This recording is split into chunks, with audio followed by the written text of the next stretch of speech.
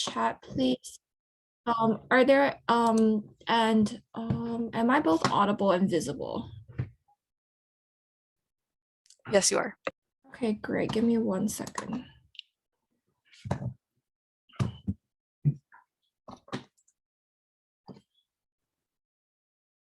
3, 2, 1, start. As an astronomer, the minute that you receive this message, you probably are burdened with a lot of things. Note that this is an actor motion, therefore it is what is in your best interest as an actor, and that's where government will defend our case. Firstly, on the model. Secondly, on the argument, what are the best interests of the person. Secondly, of why you feel responsibility to tell people and why you think they have the right to know. Thirdly, on the economic benefit. Fourthly, on analyzing the unknown message. Fifthly, on some preemption of government throw you to jail. Lastly, on why public panic will be significant. I think that just firstly on the model, right? You would probably reveal this via media outlets, for example, sent to their email. Why the media is likely to publish it is twofold, right? It is seen as extraordinary and a new piece of information, and you are a reputable astronomer, right? Because you are probably work in a government agency, so you have that level of authenticity. Therefore, the media outlet is likely to publish it, right? And as a last resort, we'll publish it via social media, but we would probably prefer traditional media outlet. I don't think there's a lot to say about this, like the way to go about it, right? I think then just moving on to the argument, right? Firstly, then what are the interests of the person, right? Two main things. And firstly is money and job. People need money to survive and a guaranteed way of making it, right? Therefore, your astronomer is probably your job. And the minute that you publish it, you probably have a better reputation at your job. And therefore, that means more money. And therefore, that means just more security for you in the future, the minute that this crisis is resolved, right? I think secondly is guilt, right? Which is probably going to be formed from not revealing to the public, right? Therefore, several things. And firstly, note that the uniqueness of this actor, there is no response possibility for anybody else to access the same information as indicated by the Infoslide, right? Secondly, meaning this choice is exclusively on this one astronomer, the consequences of not disclosing, i.e. the guilt for not doing it, is very intense, right? Just imagine that guilt eating up to you, right? Thirdly, it's because nobody else can find out. You can't diffuse responsibility and it affects everybody, right? It's not some white lie like you stealing a piece of bread when nobody's looking. It's literally something that lies on the life and death of the earth as a whole, right?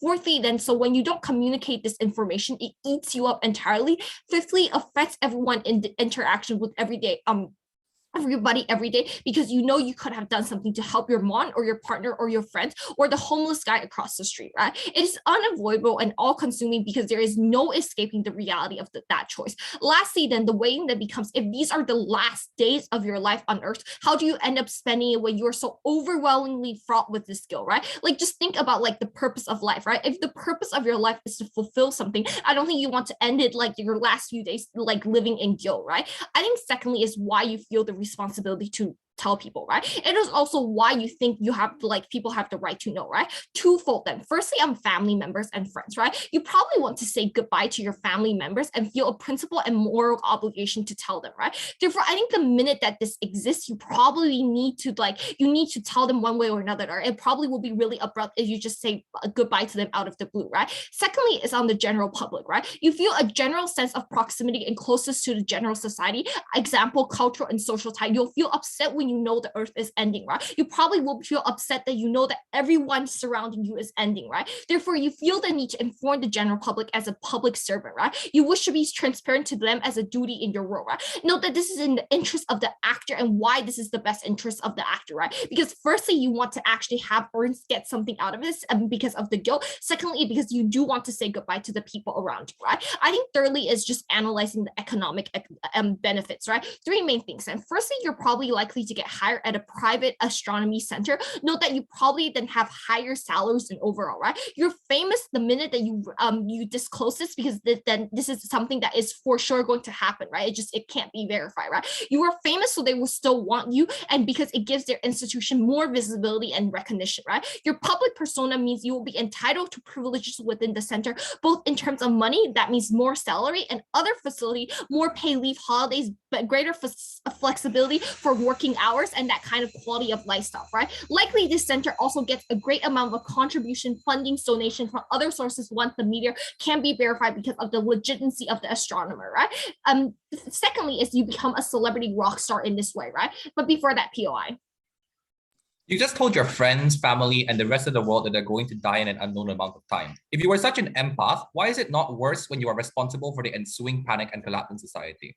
Look, you're literally not the person that is throwing a meteor down to Earth, right? This has happened. Like the meteor is going to come either way around. I think people would rather want to be warned, right? If you know that you are going to die of cancer, you do want that warning instead of just go like, I'm going to die one day and like my family and friends don't have a chance to say goodbye to you, right? You need to deal with the reality of people's emotional ties to people around you. Secondly, you also want to note that this motion doesn't say that you can't stop the meteor, right? It just says that the meteor is going to come. I think when you just look at the things that NASA has been doing, there are ways to stop a meteors, for example, like shooting artificial meteors up in the sky to actually destroy the meteors, right? So these two things exist, therefore you probably won't be getting blame and scapegoat on side government, right? Therefore, you're likely to indicate, therefore you're probably likely to be a celebrity rock star, right? Thirdly, then especially important to you do not get paid a lot as an astronomer at a government agency, right? Because oftentimes there's limited budget, you do not get much funding, you're likely paid very little less as astronomer are not as important as other roles that do bigger things, right? Your work is more speculative than certain rocket launches, for example, like used as PR projects unlike yours, right? I think fourthly, that is unknown messages means for the agency, right? It's oftentimes that means that you're not going to be believed by the agency, right? Because it's not verifiable. It's a message as is unknown as you may not know it to be authentic, but unclear as why they think it is true, right? Bureaucracy means the lack of sufficient urgency at getting this result, right? You have the lack of transparency into how this works and so are anxious on this, right? Fifthly is on the preemption of government throwing you into jail, right? This is unlikely because as there is backlash from people to do this, there is an overwhelming democratic backlash. You told the public something good. There is rarely active treason. It's not a major problem. There is breaking NDA agreement rarely result in jail, but fines, right? Therefore, also they preemptively do not want this, right? There are temporary harms in service to a greater economic benefit of stopping this meteor as a whole. Lastly, is one public panic, right? I think this is what opposition will run, right? They believe and trust the government has a plan, and there's unclear to why it's so significant to you. You think they have a right to know this is a principle over actions that might occur later, right? You need to note that this is an actor motion, therefore it is to what benefits you as an actor overall. That's why on side government the motions should stand. Great, thank you so much to the Prime Minister for that very fine speech. I now invite the Leader of Opposition to open the case for opposition. Hear.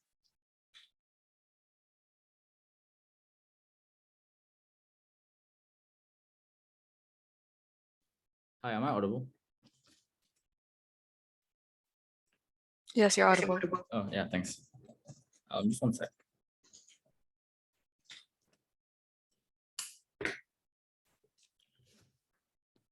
Okay, I'll take PR's two voice. Start my speech in 3, 2, 1. I don't think this is a debate that comes down to whether or not the making of material wealth that you amass is something that is beneficial on proposition.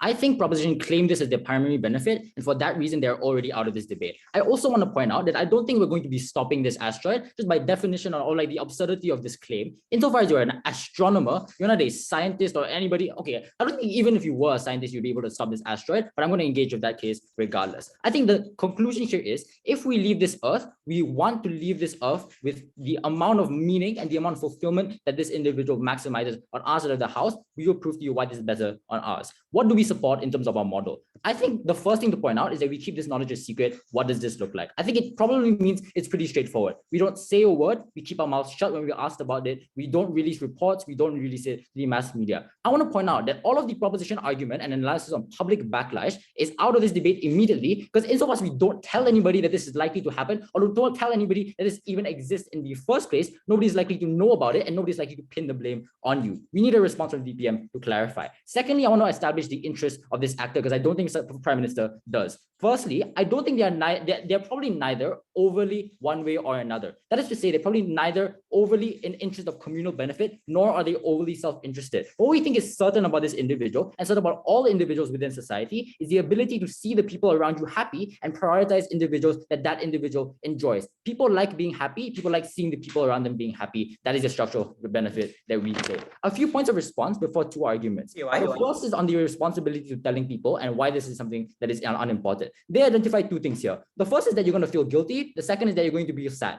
I want to point out the assertiveness of these emotions, because the premise to this is that you can do something about it in the first place. Insofar as it's the asteroid, I doubt that you're going to go to space and destroy this asteroid before it hits Earth. The reason why this is important, because if you are unable to stop the end of the world, it is going to happen regardless. None of the blame is put upon you because there's literally nothing you can do about it. The point at which you actively, we think we flip this hammer onto them, because the point at which you actively tell people that there is something to be scared about is the point where you feel a sense of shame. I think they acknowledge this, that you are not the one who is responsible. I think the crisis, therefore, is out of your hands and there is no principal obligation there. I'll take you a bit later. Also, I think it is widely unintuitive to claim that you are proximate to general society and therefore you care about them. The assertiveness of this claim is absurd, because insofar as people make actions that are selfish every single day without caring for the broader general society. For instance, I don't put all of my money towards charity because I see that they're more vulnerable people, because I know that I want my own material benefits. That is something that is intuitive and out of this debate. I want to tell you why opposition gets better practical outcomes in their best case scenario, but I want to clarify a few things. The first on public backlash, I don't think there's literally any reason why this is going to happen. Even if it does happen, we think we outframe it.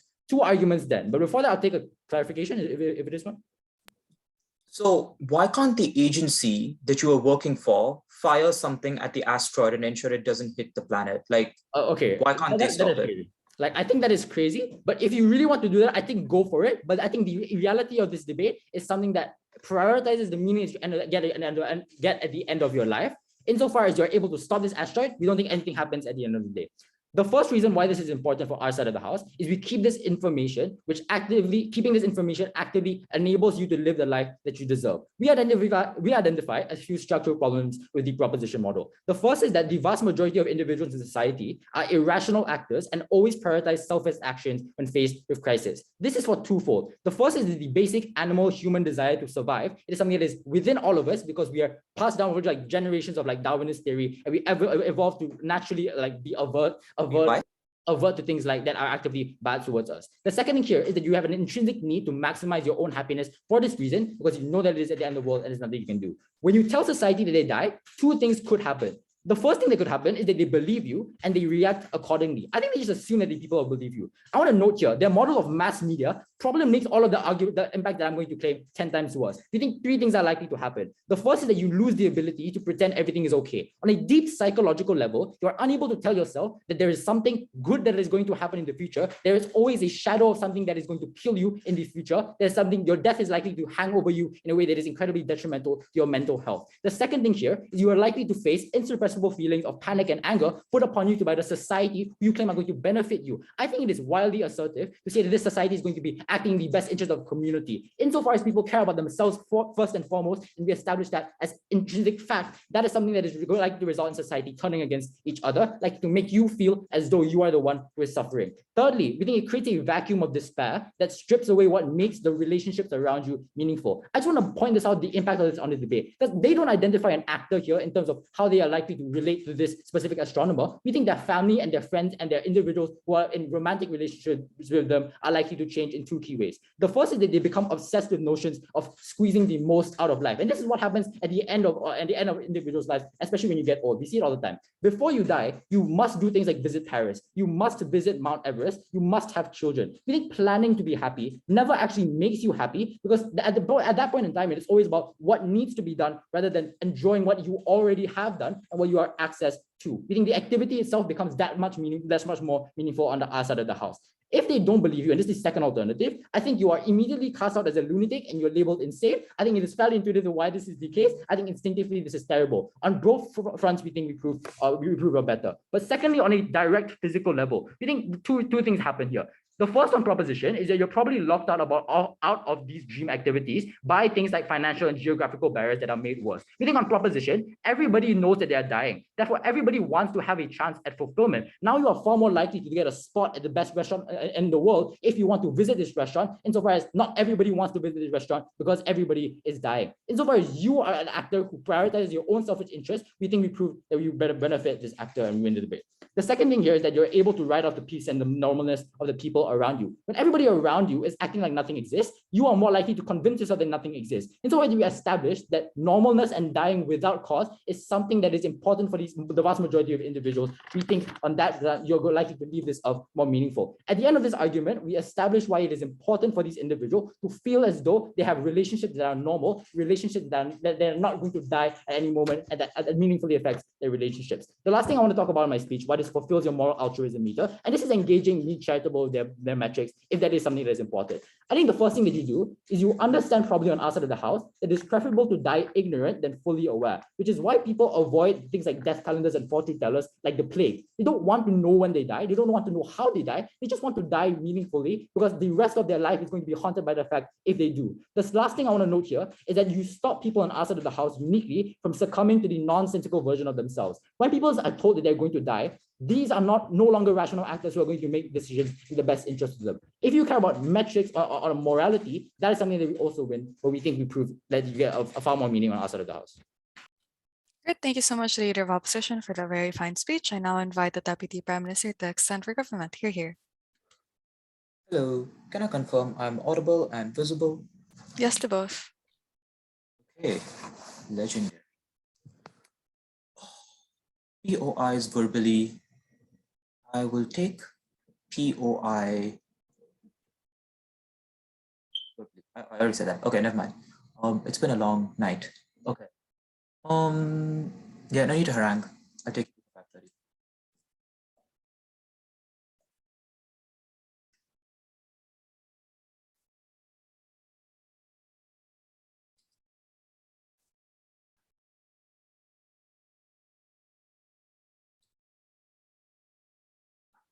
Cool. Starting my speech in 3, 2, 1. I'm not sure why it's true that the agency cannot stop for this sort of stuff. You work at a government agency, and often the process by which they handle these asteroids is that they often try and spot them from a far distance, a long time away. They then try and fire a specific piece of material or push something in that direction such that it pushes that specific asteroid off balance or off the specific course it hits the Earth long before it comes at you, right? So the point is, it's not about whether you can stop it, it's whether the agency you are talking about actually stops it. This is the way it actually works. But the third thing is, I think people inherently think this is true. They often think that the government has a plan in order to try and solve for these sorts of stuff because of an authority bias, where they think that governments often solve for these specific sorts of issues. But secondly, the government agency probably has some incentive to do this anyways. So this is not about the end of the world. This is likely about whether you want to tell people about something that could possibly be the end of the world. I think this is where we talk about guilt. Here's the thing, right? Firstly, you often struggle to hide this from them all of the time. And crucially, you prioritize the guilt you feel, or the guilt that you specifically feel by hiding it over the specific theoretical speculative behavior that your family themselves may not have. You're not actually an empath. You're weirdly selfish in a way because you prioritize the guilt that you feel from your own love towards your immediate towards your family over how they might possibly react. So it's not really about what others think. It's about what you think about who you are as a result of feeling that you are someone who's directly lying to others all of the time, and you were directly not telling others something that you probably feel that they have a right to know because their lives could be ending if op is correct. But at the very least, you feel that you, as someone who's representative of a government agency, as a public servant, think you should let them know. But the thing is, this is obviously also a much larger decision to make than charity, right? That's why people can be selfish and selfless in different interests. Our argument is they really prioritize their own selfish emotional interest over others. The thing then about feeling good, the problem is you are constantly aware that it is going to end, and you are constantly aware that these people are unaware of it. Implication, any happy event that you may experience with them is something you never fully experience because you're never constantly happy, but if anything, are constantly sad every time a happy event happens. On the other hand, an environment of radical transparency, if the world is going to end, or we presume it doesn't, I think that's exactly when you can truly enjoy a moment in true honesty with others or to a greater extent. Notice what this means with regards to the agency, right? Because here's the thing. Just because the agency may solve for it doesn't mean you necessarily think that it does, i.e. you fear that maybe there may be a possibility that you may not be believed by the agency because it's not always verifiable, even though the Infoslide says it's authentic because the message is unknown. So secondly, however, there might just be a huge amount of bureaucracy, which means there's a lack of sufficient urgency at getting this resolved in the absence of you telling to the public. But thirdly, you just have a lack of transparency into how this process works. And as a low-level astronomer, even as a medium-level astronomer, you really don't know the extent to which this exceeds this government agency, reaches the president, etc., etc. The implication implication is you often have a revealed preference for revealing it to the public because you feel that's the only way you generate sufficient urgency and sufficient transparency so that you are aware that this problem will be resolved. Next, I think this, so I wanted to note what this means in terms of like the vacuum of despair. But before that, let's take a POI from them. I think the world is going to end, but okay, we're willing to engage. If this is a meteor that can be stopped by your agency alone, what is the point of telling people other than the weird abstract notions of cheering you on and like the public making you motivated?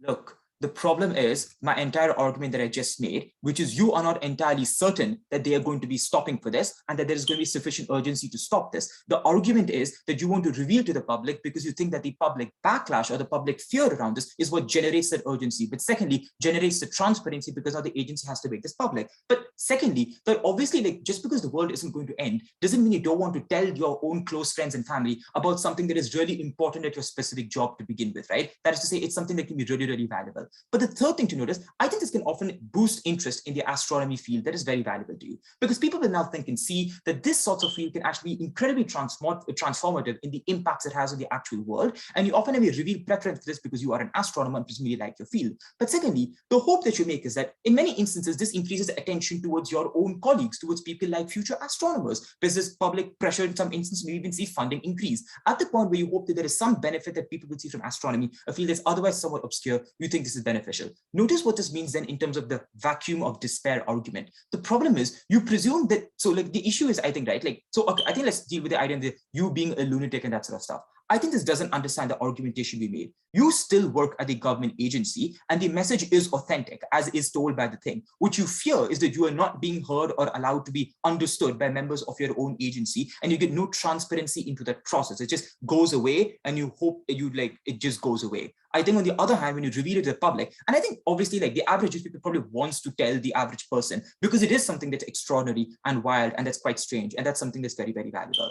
Okay, the next thing to talk about is economic benefits. Why is this in many instances, I think a prerequisite to the guilt idea and that sort of stuff? Maybe it is marginal. On both sides, you may feel guilt for something in terms of happiness and sadness, but economics is what ensures that you get sufficient amounts of money, which is the prerequisite to a lot of the right to life sorts of stuff. But secondly, it also just ensures that you get a lot of the benefits in terms of, able to provide and pay for yourself a lot better.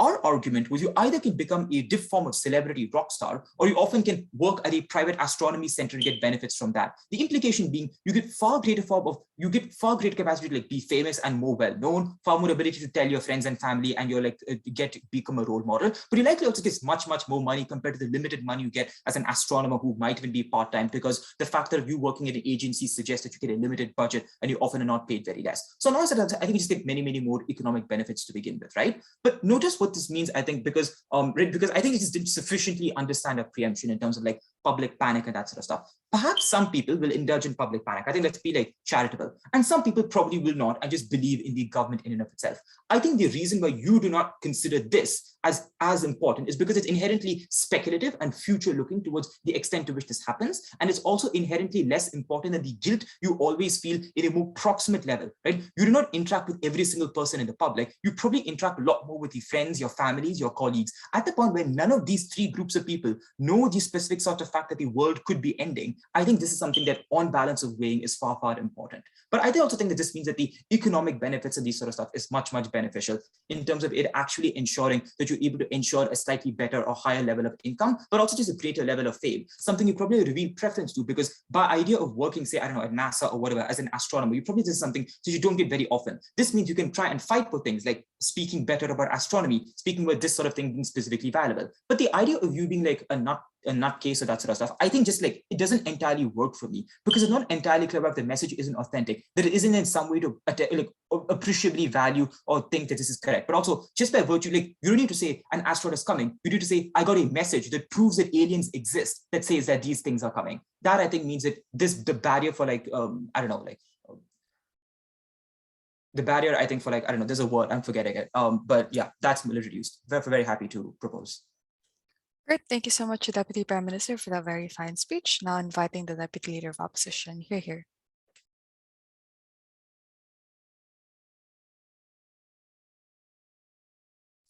All right. Can everyone hear me? All right. I'll take POIs verbally. Starting speech in 3, 2, 1. I find it funny how immediately after saying the meteor is going to kill you and you must say your goodbyes, the first thing that Duff wanted to argue was that you become a celebrity rock star. I would just posit that if your death was impending, money would be the last thing on your mind. That's not really strategic framing here. But if the Guff's method about going about things was just to throw bullets at a nearly planet-sized meteor coming your way and hope it maybe blows apart or maybe circumvents its course, then good luck on the hill that he chose to literally die on. We don't think you can prove that at the end of the round. There are a few rebuttals that I want to get into before argumentation. Firstly, the first thing that they told us was about guilt. I noticed that the argument assumes that you place the benefits of others at a priority in such a precarious situation. Understandably, they try to sort of narrow the scope down towards the loved ones that you have. I'm going to engage with it more directly later on. But as really quickly, Yao Ming gave you plenty of responses to say why that principle doesn't already work. Because proximity to your community doesn't immediately mean that you want to help these people because you typically place your own needs beforehand. That's also why I don't dedicate all of my funds towards things like charity, because I also want to make sure that my own self-interests are also cared for. But their response was then that you were the one throwing the meteor. I just want to note how dismissive the response was, because the whole argument was contingent on the idea that people would benefit from the knowledge of when they actually would die. But secondly, it doesn't even disprove the overreactions of society that would come from their side. Because let's note how Yao Ming already highlighted this process. Because the knowledge that your death is impending immediately raises the question of what you want to do for the rest of your life.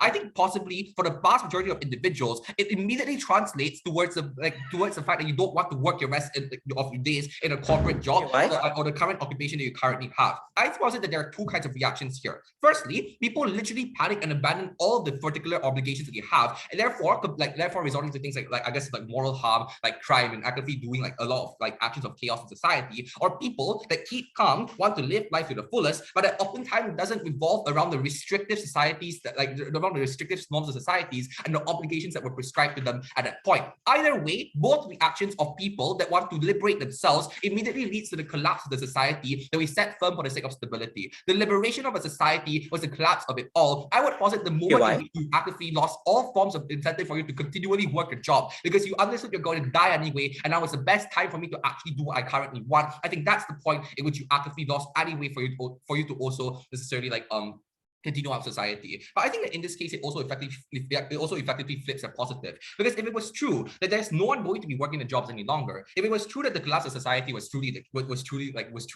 impending, then I would posit that you yourself as an individual who also wants to follow this particular setup also would not be able to get the benefit of being able to do whatever you want now that you know that your death is like probably coming along. So I think in that sense, the prerequisite towards your own ability towards cherishing the rest of your days is literally contingent upon society continuing to facilitate the services that you want to go to. If you want to go skydiving, for example, it's literally contingent upon like societies being able to necessarily like provide that to you. I think the collapse of society was something that both directly harmed you and your principal moral like for benefiting the rest of society. But the next thing they wanted to tell us was a job. And immediately I'm just going to frame this that this isn't a part of the debate because you're literally going to die. Your priority probably isn't going to be money. But I think even if you had to engage on that front, money and fame was literally the most meaningless thing ever because literally no one has the incentive to keep up society any longer. But a final amazingly bombastic counterfactual that they then proposed was that your agency can fire something at the meteor and maybe destroy it or pull it off its course. Sorry, Gov, but does your agency have space missiles? Because it was literally in the Infoslide. It wasn't even the one that actually detected the meteor. It was something that existed in outer space. That means to say that you can't even have the technology to detect a meteor coming your way. What makes you think you have the technology to actually destroy one? I think good luck finding the technology to do that in your lifetime because the public consensus is that you don't have the technology needed to destroy a meteor that will end the world in the next few hundred years. Assuming it arrived a month later, a year later, you wouldn't be anywhere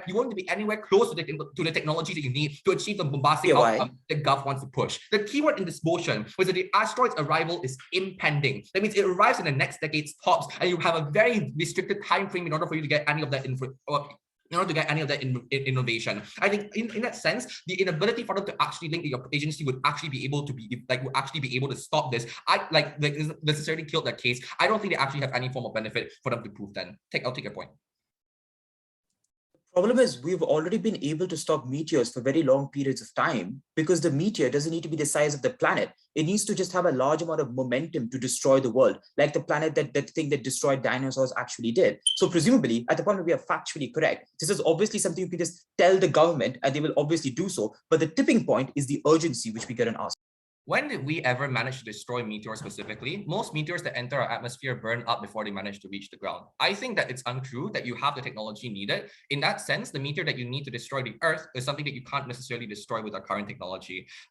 Presumably, it could cause the end of the world, so it wouldn't burn up when it enters the atmosphere. Therefore, your entire counterfactual is just untrue. Moving on towards argumentation, Yao Ming told you the prerequisite to you living the life that you want prior to an inevitable death was society continuing to function as it is and having a sense of stability to pull us together. It engaged with all the moral framework from the Gulf on how other people will benefit. I think if you wanted this particular principle of proximity to society, it was achieved far better on our side where we don't cause global panic and the collapse of society. But for the people who you do care about, I'll directly clash with that and say why you make things much harder for your friends and family. I would posit that the sentence of death comes from a very minute number of individuals because every single one of us has an instinctual fear of death. It is ingrained into us within our fight or flight responses. It was ingrained into everything we do in society because we work to provide food and money for, like, we work to earn money for food and to sustain ourselves. I would posit that this is a universal fear of death that everyone is subject to, including the loved ones that you want to necessarily fight for. This applies to the people you care about too, because your loved ones and your family members all sit at the mercy of the horrific news that their experiences with you will end, and that they haven't completed all that they wanted to do, which makes it far worse. What exacerbates the harm even more was that comes exclusively when you chose to release the news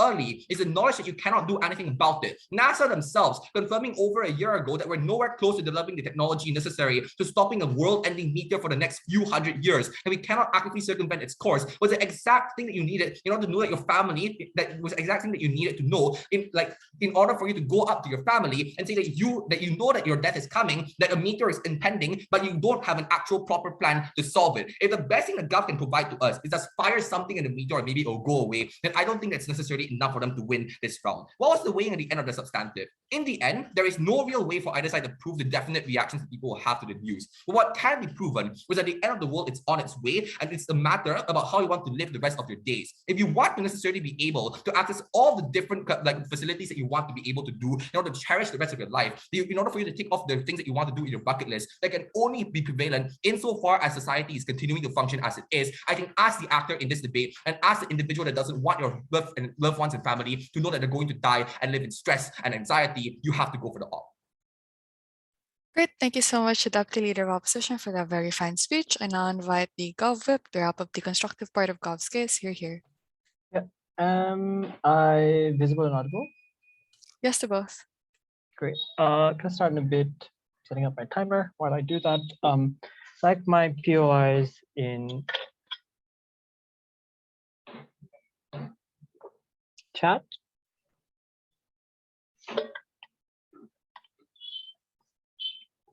I'll take one around the 4th or 5th minute, probably.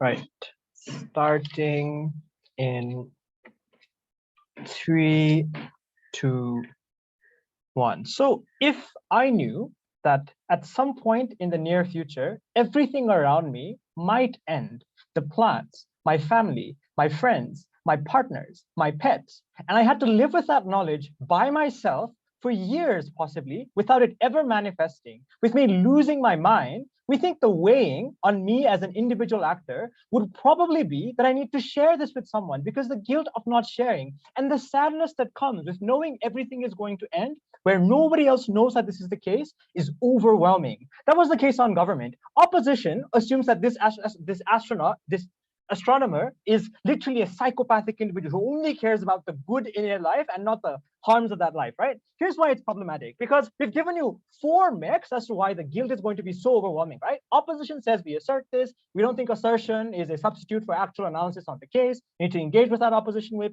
please do. But I'm going to repeat what we said, because we said the first thing to note is you're the only person that knows this, right? So there's no way for you to diffuse responsibility. You can't assume somebody else will discover it. You can't assume that it's a small thing either, because your life is going to end. 2 things, right? And the third thing we told you is it eats you up all the time, because you can't avoid it. Everything you look at, every person you interact with, every place you go to, you know that it's going to end. So you have to share it at some point. Otherwise, you're going to lose your mind, right? That's the most important weighing for this debate. The guilt and how it affects the rest of your interaction. Because opposition wants to hang their hat and say, look, the way we do this is you're going to have a bucket list that's just for yourself, and you're going to solve it. The problem then is we exist logically prior to them, because that guilt has never been solved by op, but they say, hey, at least we have a bucket list that we can try and solve. The problem then is all of that bucket list becomes more meaningless than this idea of like vacuum of despair, which they actually have no mech for, when you don't solve that guilt in the first place, right? All of the things you might have wanted to do don't hold meaning because you know that the guilt that eats you up prevents you from fully enjoying it, right? How do we change this then? We told you that if we share this, it's likely that that guilt is going to subside. But more importantly, this is selfish actions, by the way. We're not being an empath. It's just telling it to people that we love and care about, right? So your friends, your family are people that you care about. And then as a consequence, it's just going to spread to society anyway. But we make sure they know, because even if all of us are dying, I would rather it happen with the knowledge that all of us are together in this. So we can share that catharsis of dying together and doing the things we love together, right? The bucket lists have more meaning, therefore, when all of you can do the things you like together. Sure, maybe it's not a restaurant visit, but there are probably other things that each individual probably cares about, right? That's why you also care about your loved ones dying. The first one being, this is quite analogous to the things that already happen in status quo. Like when you have a cancer patient, right? You tell them, this is the expected period of your life. This is when you're probably going to die. Live your life to the fullest extent, right? We think that's just like principal obligation that people will probably try and follow. But even if you don't buy principle, there's an actor motion, right? We think just knowing when you die probably is important in terms of just making sure you can plan together, right? So that they don't cancel on you and they don't like focus on the capitalist system at hand. That's the status quo, by the way. You can't just leave your job on up. You can't convince other people to leave your job on up and do these things with you if you're the only actor that has this particular way in. So that was probably the most important clarification for this debate, right? What exactly does guilt look like? The degree to which it influences us and how it shapes all future interactions for this individual person. I'm going to rest on their frames then and beat them on there. The first thing they say is in terms of the meteor, and this is such a weird line of argumentation. It's like, we're going to throw bullets at the meteor. Guys, nukes exist. They've existed for a very long time. They're quite efficient now. We're developing nuclear fusion. That's going to be ready in a few years. That we're probably going to solve for that. That's a fact, by the way. It's not the assertion that NASA said X and Y that like Gelson wants to lie about. But a few other things is, look, we don't have the technology to discover it right now, but past a certain proximate distance, we can still discover it. That's what NASA does all the time, by the way. But more importantly, the urgency to solve for this is something we uniquely provide on government, if it is at all solvable. Note that the person knows it can be solved, right? That's another layer to the guilt, by the way. You're doing the best you can to try and solve it.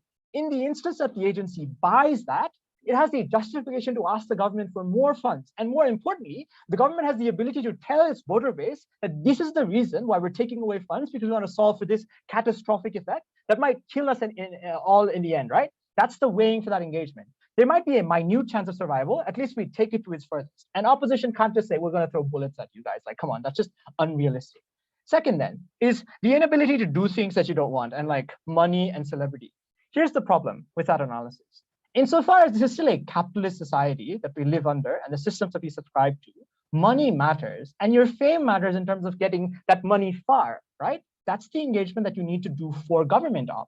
The reason why this is important is if bucket lists are your analysis, like you want to just have a normal life and have fun, we'd probably do it better if we have more money to do so and validation to do these things without other people stopping for you, right? So that's probably a better way to do it. But the reason why that other mech doesn't work for you guys is, in addition to like other people not buying in and stuff, the fact that the rest of the world moves normally while you can't necessarily means that you can't associate with the same joys as such, right? So celebrity state probably matters on your end as well.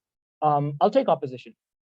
It's weird that the first engagement to our case comes at government whip, but I don't think this guilt is reliant on I think this guilt is reliant on you as an individual being able to make meaningful change in the first place. It's logical for you to defend like people telling your agency. It's not logical for you to defend telling the entire world.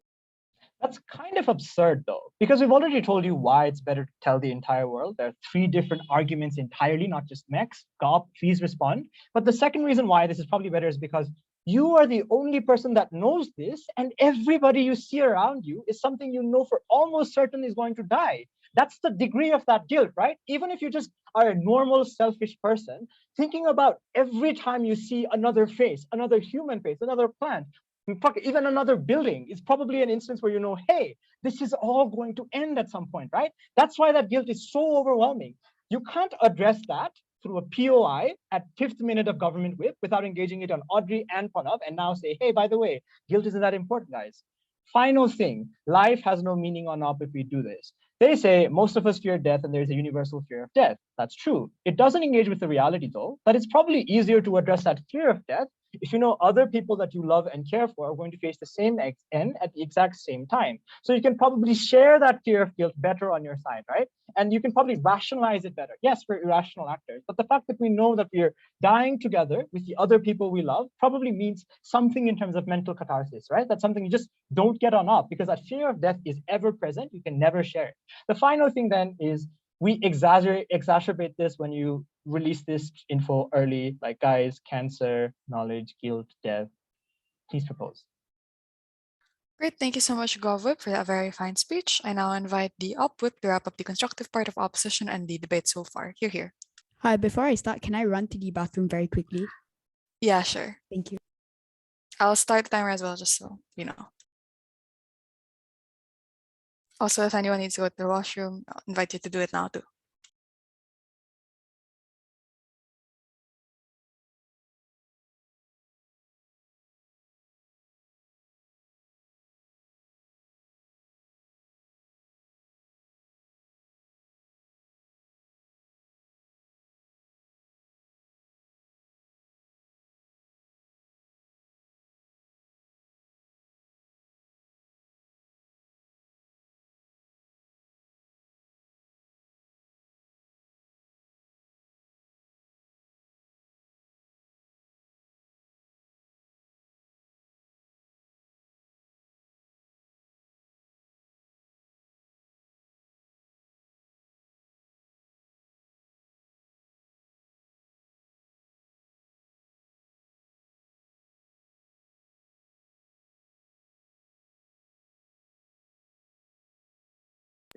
Hi, I presume I'm visible and audible.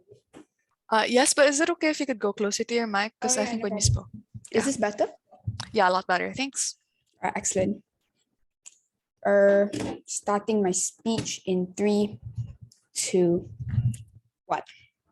Panel, have any of you ever seen the movie Don't Look Up on Netflix? Because I think the prop watched it religiously. For starters, I find it ironic that your semi-final solution to the end of the world was based off a fictional movie. But let's take it at your best. The movie ended with the destruction of Earth and the protagonist running back to his family and regretting his rockstar status when it eventually channeled the selfish capitalist incentive of governments into the failure of your apparently realistic solution of blowing an asteroid up. Even assuming your best case, the outcome was far too circumstantial. 10 out of 10 for storytelling, 1 out of 10 of achieving your actors' best incentives. We won, no doubt. Sorry if I spoiled the ending here, but I think I've taken down their case already. Nonetheless, some macro to seal the deal. Note then, the world was indefinitely doomed. Never as humanity have we ever had to dodge an extinction like an asteroid. NASA's analytics in of itself said by Gelson that we don't have the manpower to do it. In other words, we are done for it. Note, however, no sensible, factual mechanism as to how we were even able to dodge the asteroid in the first place. The best version of your case relied on this, and you still haven't heard any practical analysis in regard to the feasibility of it to GovWhip. We won this debate so clearly, but I'm going to take down that nonsense anyways. Recognize the massive circumstance here to claim the full extent of your benefits. Your actor's interest in a good job and living a fulfilling life, which was literally a setup, relied on this. We see the circumstance in of itself was a factor we were willing to trade off under the justification of certain benefits for our actor that we prove as far better anyways. We've just dealt with your best case here. Note no engagement in return to the favor panel. You'll hear an exclusive response to their worst case that was frankly the most likely outcome within my issues. 2 crucial responses for you then.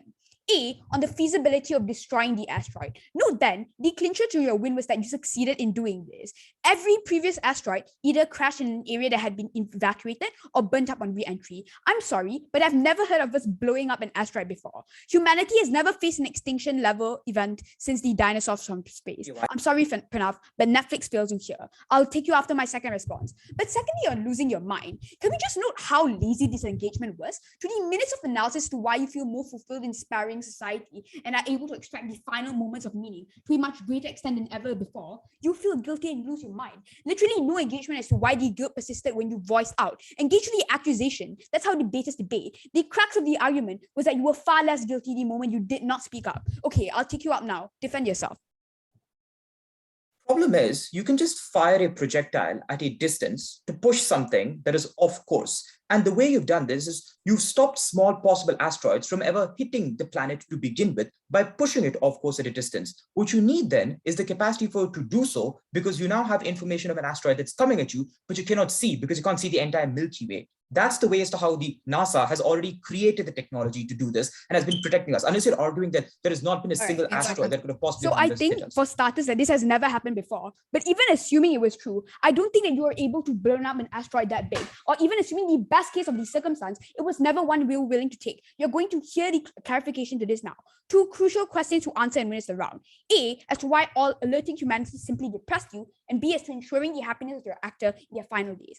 First clarification then, alerting humanity leads to a far more depressing outcome in which you are morally reprehensible for the last days of those you wanted to save being one of misery. The importance here is simple. By the end of this clash, the opposition will have won on preserving the principal psyche and compass of the actor. First layer, assuming your best case where society believes and deserves to know, chaos breaks out. I don't think it was fair to say that some people do. Individuals struggling to seek shelter, protest as social construct break up amid the end of the world, chaos and violence, looting and panic. The very order that kept us together falls apart because of your decision.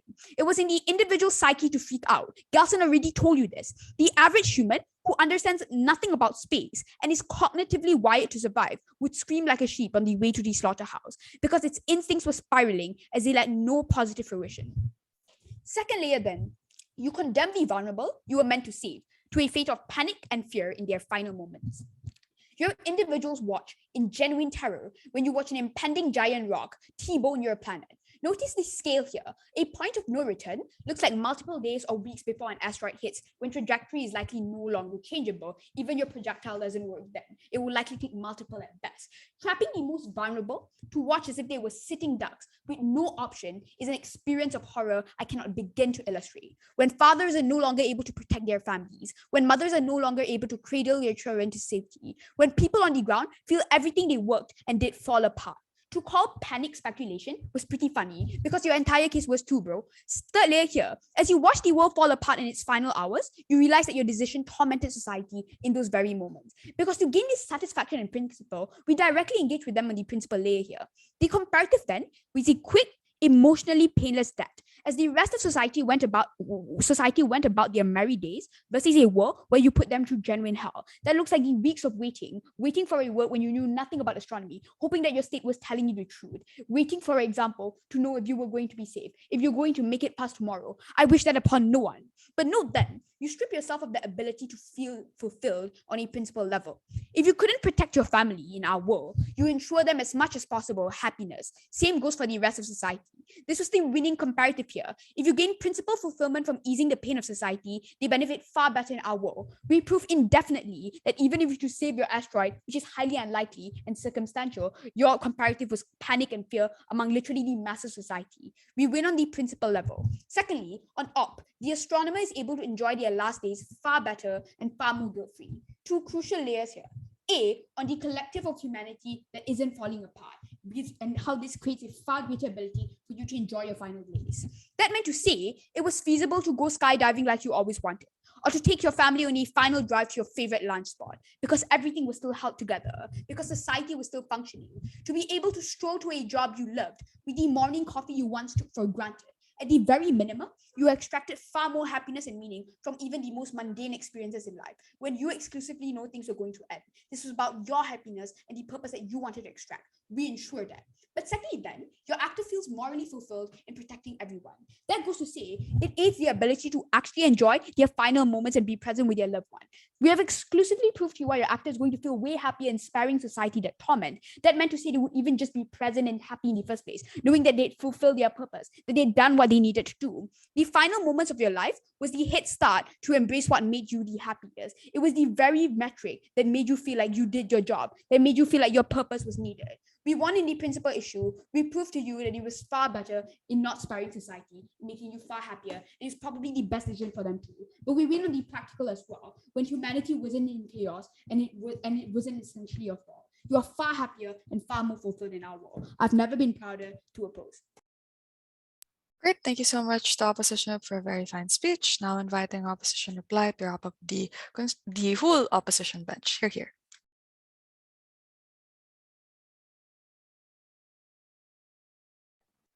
Hi, all right. Just 1 second.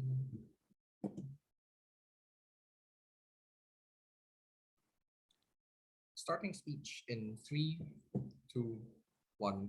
I would be careful in crediting certain material in this round because all PM told you was that you'd be a celebrity rock star. DPM told you we can shoot a rocket into space. GovWeb's new material about being able to spend your last days with your family members was neither fully developed nor charitable. Based on case consistency, we were already far ahead. There were two issues that we had to take upon in this round in order for us to take a win. Firstly, can you actually stop the meteor? And secondly, the others, like on the idea of guilt and whether or not you'll be able to necessarily deal with it down the line. Firstly, on whether you can stop the meteor, because the most bombastic outcome that came from the Gov was the assumption that you actually be able to pull it off course or even eradicate it altogether. DPM seems awfully hell-bent about suggesting we can push a meteor off its course, but the evidence in their POI towards our op-wit was insufficient because NASA themselves have already said that we would never be able to get the technology in order for us to divert a meteor off course that would end the world in the next few hundred years. I doubt the basis of that was even true because the majority of meteors evaporate when they first even enter the atmosphere. I point towards the observations published by NASA, which point that no world-ending meteor has ever made its way even close to Earth. This technology has never actually been practiced. You can't even have the rockets to move yourself to Mars. You can't even have the rockets to actually detect this meteor coming your way in the first place. I would posit the ability for you to push it off course or to destroy it altogether wasn't existent. But then GovWeb tries to say that nukes exist. You drop nukes, you don't launch them. Don't even bother trying to say how this would actually work. But I think even if that was the case, you probably can't even launch them that far up into space anyway, given the current technology that you have. So I would posit if you went for the route of actually destroying the meteor altogether, then the fragments of the meteor that you effectively launch into space would still come crashing down to Earth and we would all die regardless. That was the way that killed the Gov, because the despair of knowing about your impending death and knowing there was no way to stop it was symmetric of the government. We would never be able to stop it regardless. It's unclear as to how proposition can actually prove this. But the only other substantive they wanted to push to us was therefore guilt. Let's take a break from the surface level analysis that Gov brings to you, because it's probably true that you face a level of guilt by them,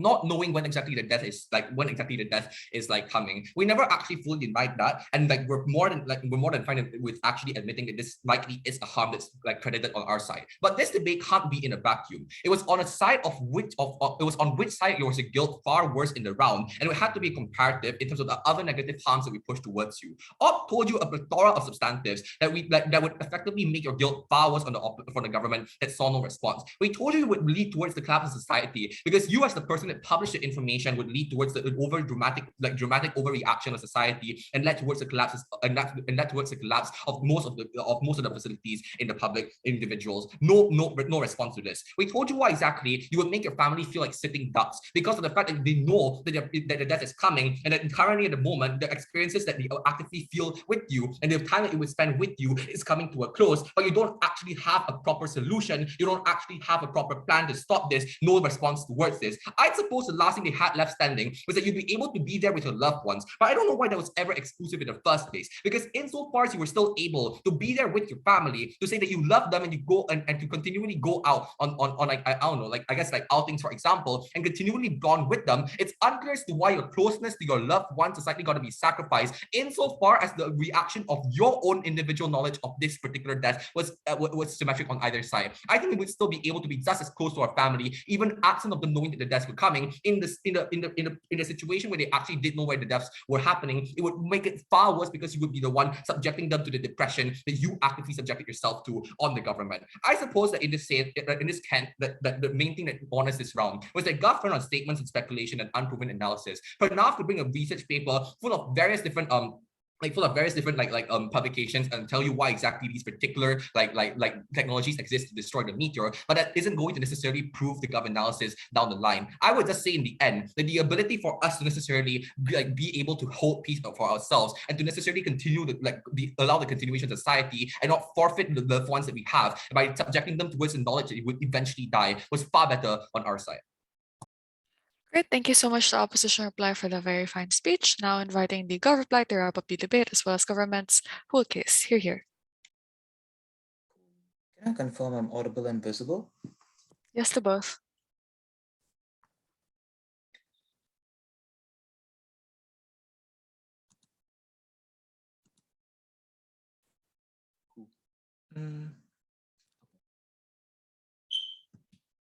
Starting my speech in 3, 2, 1. On society collapsing, I don't think this is the tipping point to such a large panic. Firstly, because I just want to respond to this third op idea, right? Avash told you a couple of things. One, you still need money for that specific year, implying you're not going to leave your job and you probably need food to live and survive. Secondly, their own mechanism is probably a lot harder to do things like spend time with loved ones and that sort of stuff. If you're going to go about looting, and probably the state still wants to ensure that police will come out and stop you. Thirdly, because you have a convenience bias towards your existing life. Implication, there is some may protest for sure, but it's unclear to reach the tipping point of accessing this mass collapse to the extent where if I want to go to my favorite restaurant, I suddenly can't. Notice that when we talk about guilt of lunch, of your favorite lunch spot thereby, you can still do this. Let's talk about whether you can stop the meteor, right? I recognize this sounds science fiction-y maybe, but the truth is that NASA has often already stopped significant numbers of these kinds of asteroids in the past, because it's probably unlikely that there's never in the last, like, I don't know, several hundred years, ever been an asteroid that's ever come close to hitting us that has at least led to a significant impact and never ended the world. The way NASA has done this is just fire a projectile at a distance in order to push it off course. Crucially, you don't need to blow it. Crucially, it doesn't have to be at an extremely far distance. And probably right now you have the time to predict for that, because if the message is coming at you and they didn't already have it on their radar, that probably indicates that it's far enough. So impending will mean at least a couple of years. Crucially, however, NASA has the incentive to have this. They've already enough money and tech to do this. They suggest NASA says that they don't do this without a mech as to why NASA is likely to have not said it. I will counter assert. NASA has said that they've already explicitly done this. They have a 2022 project that explicitly does this sorts of stuff to begin with, right? Like, I think the point is NASA has circumvented this enough and they often have the current technology to do this. Okay, but I tell you what, let's deal with their case. Let's be charitable. Talking about friends and family, right? Let's presume the world ends. The problem is, it is unclear why, if they are right, I'm selfish, I'm preconceived to my selfishness. Why do I care about the proximate, like the speculation of the loved ones feeling sad, as opposed to my complicity in continuously lying to them in the status quo and feeling that I am in some way indirectly responsible? But secondly, it's unclear why each and every single person uniquely panics to such an extent. Some will probably panic, some will find ways of accepting it. And I'm not entirely sure that every person just like instinctively fears death, because humans aren't just like any other animals. But crucially, why I need to tell the world for this? Because for people who aren't in an immediate life, like your aunts, your uncles, it's a lot easier to get buy-in when you've told to the public, when more people already inherently believe in you to begin with. So I think on the idea of guilt, this I think is something that inherently falls to our side of the house as well. But I want to be very clear, right? Let's presume that they're winning on every single clash that they have spoken about. The problem is, I think they've never responded to a lot of the material that we did speak about. We told you three unique things in terms of economic benefits, in terms of helping the astronomer specific benefits, in terms of urgency towards solving the crisis, towards urgency of solving the crisis, right? I think the point is just get a lot less transparency, a lot less urgency towards solving this sorts of stuff at the point we don't make this something that's specifically public. And if it may happen in the, like, you know, the next decade and that sort of stuff, right? The point is, right, that the point is that at least when you get like some economic benefits within the next next 2 to 3 years, probably you still want to ensure you have like decently good quality food. You still want to ensure you get these sorts of things to begin with. Probably still want to ensure that your colleagues and stuff still get benefits anyways. Let's do the weighing. Let's presume that there's some people, you know, protest, some people don't. Some people feel guilty in some ways and some don't. This is perhaps inherently speculative. What is certain is the amount of money that you will get within the next year, which you need to feed yourself and helping the field where you get benefit. But secondly, also, right, this is, I think, I think this also presumes with regards to ending or solving that specific sort of crisis to begin with, right? Because I think it's sort of our unchild. So to say, like, I've watched Don't Look Up or something like that. I don't know what this is. But the point is to say, right, that it seems plausible that many asteroids have come somewhat close to us. You let them burn and enter the atmosphere because it's obviously somewhat expensive to do so. In these specific sorts of circumstances, we just fire it at a relatively safe distance to begin with, you know, like regardless of whether you blow it up or not. But the point is that at the very least, people believe that you're going to do this because they have an inherent bias towards believing or authority bias with the government, which means this panic is not the tipping point. The guilt is probably closer on us, but at least the economic benefits and astronomical benefits are far more certain when everything else is somewhat unweighed. For all of those reasons, I'm very happy to propose. Great. Thank you so much to GovReply for the very fine speech. And thank you everyone for what was a very fun and lovely debate.